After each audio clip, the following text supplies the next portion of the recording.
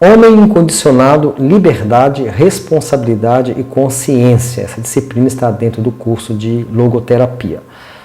Bom, e esse assunto ele foi muito bem discutido, o grande precursor deste assunto é Viktor Frankl, da terceira escola de psicoterapia de Viena, que atravessou aí duas grandes guerras e também passou pelo período da Guerra Fria. Ele era um judeu e ele vai trabalhar a ideia da psicoterapia pelo sentido de vida. O Frankl teve uma experiência muito forte nos campos de concentração em Auschwitz e essa experiência lhe serviu como validação existencial de suas teorias, né? Na ocasião foi ali que ele teve a sua existência de alguma forma desnudada, confrontada diretamente. Foi ali que ele se debateu com o sentido do sofrimento e da morte e compreendeu também a importância do sentido da vida para a sobrevivência, né, dos prisioneiros em meio a tanto sofrimento, em meio a tanta dor. Por isso os campos de concentração se constituíram por momentos de dor, de sofrimento, com torturas, com fome, com trabalho forçado e também por luto, pelas perdas de seus entes queridos. Como prisioneiro ali em Auschwitz, ele foi encaminhado para os campos de trabalho forçado, sabendo que para o sistema nazista o valor de uma vida estava ligado apenas à sua utilidade.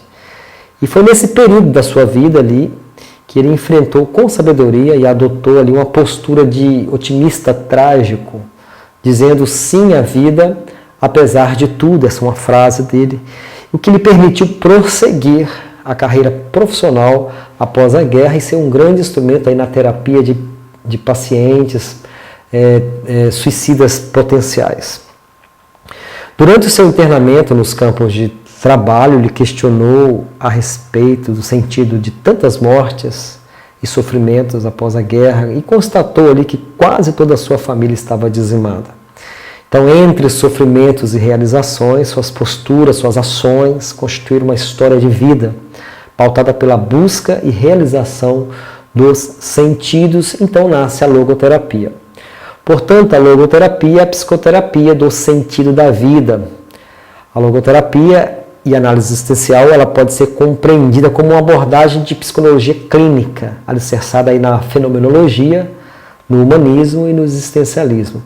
Bom, dizemos fenômeno existencialista por causa do conceito, né, de que a existência vem antes da essência e o fato de que ter que escolher a todo instante é algo angustiante, porque cada escolha vai refletir diretamente no ser. Somos frutos das nossas escolhas. A angústia, então, ela é o reflexo da liberdade humana, dessa ampla possibilidade de podermos escolher e de sermos responsáveis por cada uma delas.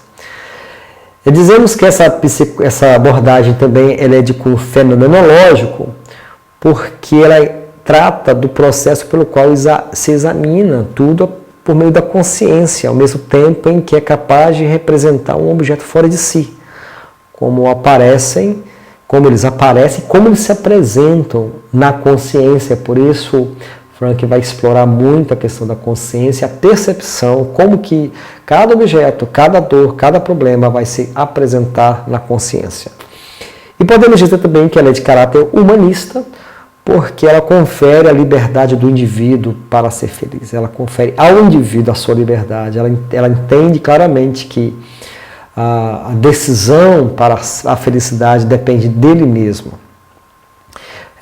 Por isso podemos dizer que logoterapia é a análise existencial baseada no sentido da vida.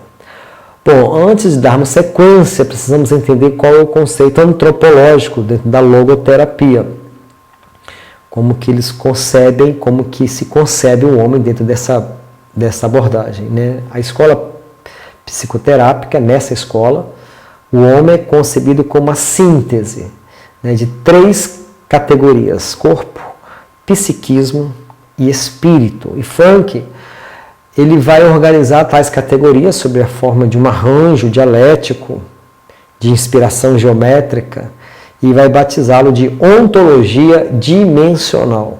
Frankl organiza tais categorias e vai trabalhar duas características antropológicas básicas, que são a chave para entendermos a sua proposta, né? A visão frankliana de ser humano defende duas características antropológicas. A primeira, a autotranscendência, que é a capacidade humana, o fato do ser humano sempre apontar e dirigir-se para algo para fora dele, para algo ou para alguém diferente de si mesmo. Ele transcende a si mesmo. E também o autodistanciamento, que também é uma capacidade puramente humana, que nos distingue dos animais, de distanciar-se de si mesmo, né? O que difere do instinto animal e o leva à consciência de si.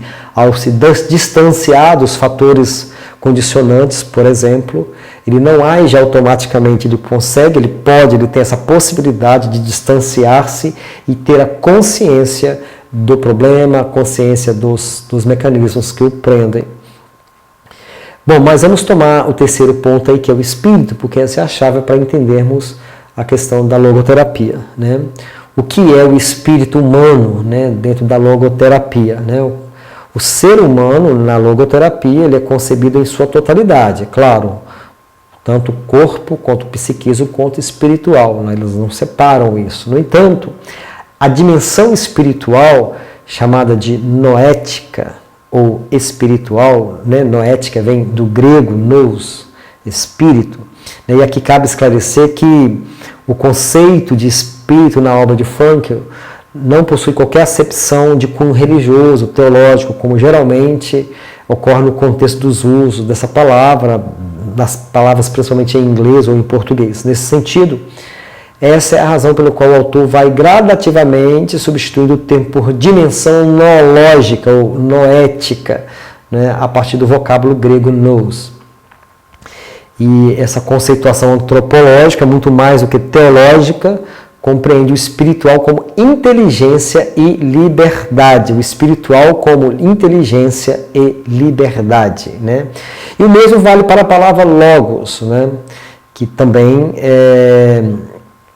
no contexto do termo logoterapia, né? Está dentro desse contexto. Além de denotar sentido, né? Logos, dentro da logoterapia, denota sentido, mas também significa espírito, né? Mas, novamente, sem qualquer conotação religiosa primária, né? Aqui, logo, significa a humanidade do ser humano e o sentido de ser humano. Portanto, o que é o espiritual? Por definição, o espiritual é só livre, o que é livre no homem. O espiritual no homem o designa, né? Partindo de um princípio chamamos pessoa, só aquilo que pode comportar-se livremente, sejam quais forem as circunstâncias. Essa é a definição de Frankl sobre o que é o espiritual, né? Então, para Frankl, o espiritual no homem designa ontologicamente aquela dimensão de lucidez, de inteligência, de autoconsciência que pode confrontar-se com toda a gama de condicionamentos. Vamos falar na segunda parte, daqui a pouco, sobre esses condicionamentos, sejam eles sociológicos, biológicos ou psíquicos, né? E vão desvelar aí a capacidade humana de decidir, de autoconfigurar-se, né? Bom, eu falei que sobre a questão dos condicionamentos, né? O espiritual é aquela dimensão de lucidez e autoconsciência que pode confrontar-se com tudo que nos condiciona, que nos pesa, né? Quais são os condicionantes, né, os condicionamentos que atuam sobre a vontade, a nossa dimensão noética, que atuam sobre a nossa liberdade de decidir, a nossa liberdade de exercício da consciência e tantas outras coisas mais, né? Vamos lá. Onde ele vai chamar de lucidez e autoconsciência e os condicionamentos, coisas que nos condicionam, que exercem forte influência sobre a vontade livre, o uso da liberdade na vontade. Bom, os condicionamentos psíquicos, ele chama de, que atuam, né, contra o exercício da vontade livre, né, ele chama de condicionamentos psíquicos, que ele chama de destino, que ele batiza de destino psicológico. Os condicionamentos biológicos, que ele chama de destinos biológicos, e os condicionamentos sociológicos, que ele chama de destino sociológico. Então, os condicionamentos psíquicos têm a ver com as heranças psíquicas, traumas, feridas, ligadas ao passado, né? aos instintos, ao caráter. Os condicionamentos biológicos são hereditários, né? Toda a herança biológica que vem sobre nós, toda a carga biológica, com todas as suas variáveis. E os condicionamentos sociológicos têm a ver com o meio ambiente, físico, social, onde vivemos. Aí você pode colocar uma série de coisas aí dentro, né? A educação, a cultura, as influências, os acontecimentos, os eventos durante a nossa vida. Então, Frank vai batizar esses complexos condicionantes de destino, que afetam o nosso destino. Ou seja, as coisas do passado ou até do presente que afetam o nosso destino, né? Ele diz o seguinte: denominamos destino exatamente aquilo sobre o que não temos influência, aquilo que essencialmente escapa ao poder de nossa vontade, por causa dos condicionamentos que recebemos aí durante a vida. E por isso que é muito importante entender que é a dimensão espiritual, voltando lá na tríade, é a dimensão espiritual que vai nos empoderar para nos livrarmos desses condicionamentos, não deixar que esses condicionamentos nos prendam e exerçam poder sobre a nossa liberdade. Então, é a dimensão espiritual que empodera para a liberdade. O homem, a dimensão espiritual empodera o homem com a capacidade de tornar inteligíveis as dinâmicas de determinação e controle, que ele participa transformando o que a princípio seria automático, talvez instintivo. Para que ele supere esses instintos automáticos que são próprios, porque ele não é um animal, mas tem instintos como um animal, e muitas vezes, em função dos condicionamentos, a gente age instintivamente. Então, a dimensão espiritual vai nos dar aí capacidade, inteligência, consciência para superar isto, né? O ser humano possui instintos, sim, que muitas vezes o leva a reações automáticas baseadas nos condicionamentos que atuam sobre a sua vontade.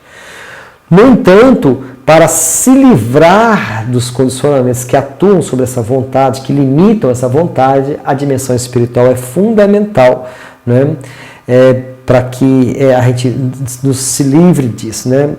É a dimensão espiritual que o leva à consciência, ao distanciamento, à autotranscendência dos condicionamentos passados, quaisquer que sejam, e podem nos levar a exercer a liberdade da nossa vontade. Portanto, é a dimensão espiritual que o leva à consciência, ao distanciamento, à autotranscendência do passado, seja quaisquer que sejam eles, né? É a dimensão espiritual que vai fazer isto. E por isso o que importa é o que o homem faz do próprio meio e das suas atitudes diante desses condicionamentos. Isso que é importante. Por isso que a logoterapia, ela sustenta que diante de todos os condicionamentos que a vida nos traz, irrecusáveis, né, que o ambiente impõe ao homem em última instância, o que realmente importa é que o homem faz do seu próprio meio a sua atitude que ele toma diante dos condicionamentos ambientais, né? E aí, então, nós vamos entrar naquilo que a logoterapia chama de tríade, né? A tríade conceitual na visão do ser humano, né? Que é o eixo central dessa terapia. E ela trabalha em cima de 3 fundamentos teóricos, né?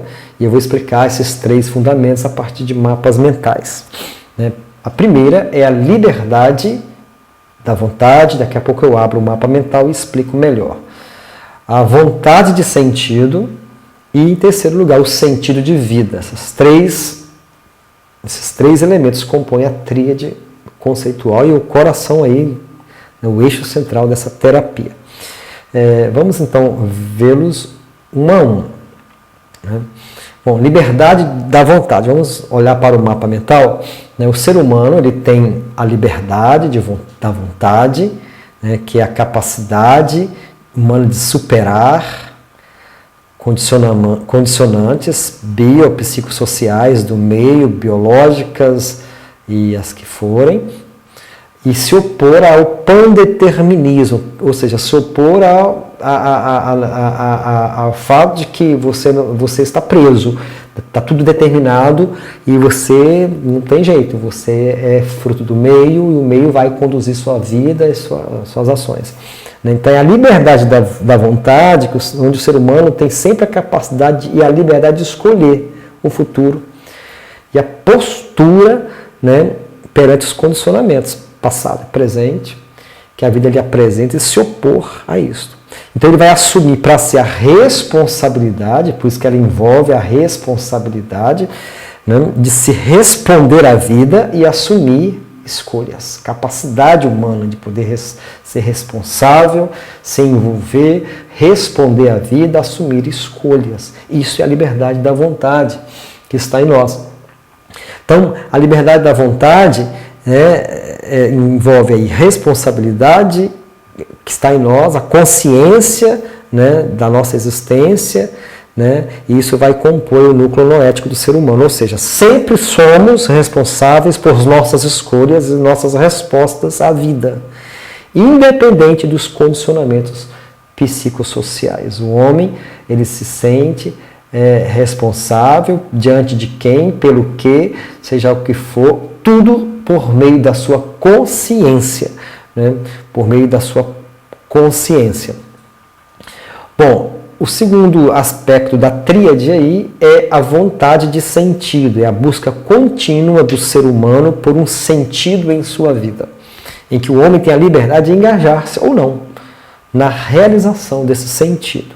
Então, vontade de sentido, né, tem a ver o fato de que o homem, ele tem a capacidade de autotranscendência, vamos acompanhar o mapa mental aqui, aí em cima, à esquerda, essa capacidade de se ver para fora de si, diferente do animal, de se projetar em algo, em alguma coisa. Isso é diferente, isso se opõe à ideia de poder, à vontade de poder, à vontade de prazer, né? Porque isso tudo está relacionado a dinheiro, a sexo, a compras, a coisas efêmeras, e que muitas vezes tentam ser compensadas, porque quando essa vontade de sentido real é frustrada, você tem uma frustração existencial, o que Frank vai chamar de vácuo existencial, de vazio existencial, que muitas vezes se tenta compensar isso por dinheiro, por compras, por sexo, pelo poder, pelo prazer, né? E isso vai levá-lo a um estado de indiferença e de tédio, né? E pode resultar em neuroses que ele chama de neuroses nogênicas, né? Então, em virtude da sua autotranscendência, acompanhe comigo, da sua autotranscendência, né? O homem, ele é um ser em busca de sentido, ele tem uma vontade de sentido, o que o difere dos animais e do instinto, porque o animal não tem essa autotranscendência, ele só acha pelo instinto. Por isso o homem é dominado pela vontade de sentido, o que é oposto à vontade de poder ou vontade de prazer. O poder e o prazer estão relacionados a dinheiro, essas coisas do tipo. Então, quando a vontade de sentido é frustrada, vem então o vácuo existencial e a busca aí por uma série de compensações que vai levá-lo à depressão, à agressividade, vai levá-lo a mais essas neuroses, essas depressões, esses vazios, né, essas dependências, né? Então, cada vez mais, né, os pacientes voltam para os psiquiatras, se voltam queixando de sentimentos de falta de sentido, falta de vazio, falta de sentido, de uma sensação de futilidade, de absurdo. Então são vítimas aí cada vez mais dessas neuroses de massa, né? Essas neuroses do desemprego, neurose dominical, aquele vazio diário, cotidiano, neuroses coletivas que vêm cada vez mais marcando estas gerações, né? São neuroses nogênicas, noéticas, no espírito. E por isso são existenciais. Agora, a vontade de sentido é um interesse primário de realizar sentido de vida, o que vai tensionar, que é o que tensiona esse indivíduo, que é que puxa esse indivíduo para frente, para o futuro.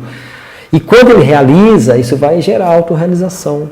Quando ele realiza o sentido de vida, ele vai ser feliz nesse caminho, nessa autorrealização de sentido de vida.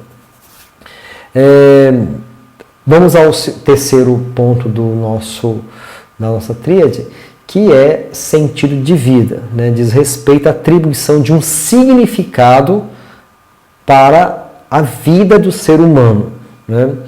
O homem possui consciência, né? Acompanhe comigo no mapa em cima, que é a esquerda em cima. Ele possui consciência, isso é próprio dele, né? Autoconsciência, que o animal não tem, né? E que vai ser a força motriz da vida para o sentido de vida. É porque ele tem consciência que ele busca sentido de vida, né? E agora, esse sentido de vida ele é único, ele é mutável, ele é incondicional, ele é concreto e é o que nos tensiona, é o que nos puxa para cima, para frente, né? Que nos move. E à esquerda nós vimos isso, né? Ao meio você vai ver que o sentido de vida, né, segundo Vitor, né, que é ao meio, vou colocar aqui, né, pode ser realizado por meio de valores que assumem formas, viabilizam o ser humano para encontrar sentido de vida. Um trabalho, por exemplo, uma ação, algo importante que vai marcar a vida. Pode ser até mesmo o trabalho, o amor, alguém, né, até mesmo um sofrimento. Até o sofrimento pode se tornar um sentido de vida. Foi o que talvez ele percebeu ali, que todo aquele sofrimento dele ali deu sentido, e ele viu sentido naquilo tudo, porque depois toda a sua vida vai se pautar nesse sentido de ajudar pessoas em processo de depressão, em processo de suicídio, suicidas potenciais, né? Seja a criação de alguma coisa no trabalho, seja viver, experimentar, encontrar alguma coisa, encontrar alguém, né, um amor, né, uma atitude. Então, tudo isso vai formando sentido, né, na vida dele, né? Então, criar um trabalho, fazer uma ação, experimentar algo, experimentar alguém, um amor, né?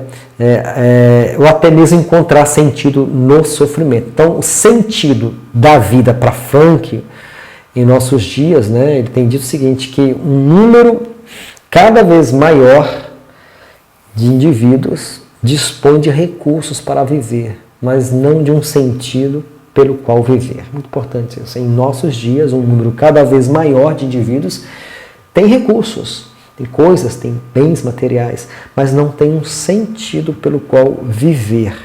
Então, o sentido e o seu desejo é um indicativo da sua existência. E ao procurar sentido, ele procura saúde mental. Quando ele encontra esse sentido, ele vai achar saúde mental, né? Ele vai encontrar vida, né? Saúde mental nesse caminho dele todo. Bom, no segundo momento nós vamos falar sobre... eu ainda vou fazer um mapa mental. Aqui tem todas as três tríades, né? Toda a tríade, perdão, nos 3 pontos, né? Então tem um resumo aqui. A logoterapia é análise existencial, baseada em liberdade da vontade, sentido de vida e vontade de sentido. Envolve responsabilidade, envolve o espiritual, principalmente a dimensão espiritual, né? O ser humano, né, tem uma força motriz, né, porque ele possui consciência, e por causa da sua característica antropológica, que é a autotranscendência, a autocapacidade de autodistanciar-se, e que isso tudo vai mover essa dimensão corpórea dele, física, espiritual e psíquica. Mas quando ele consegue colocar essas 3 coisas dentro da consciência e consegue, então, se mover diante dela por liberdade, por decisão, por escolha, com responsabilidade, com atitudes, ele consegue, então, dar um rumo, dar uma significância, um significado para a sua vida, o que vai levá-lo à saúde. Nós vamos parar aqui, depois começamos no segundo aspecto, na segunda parte.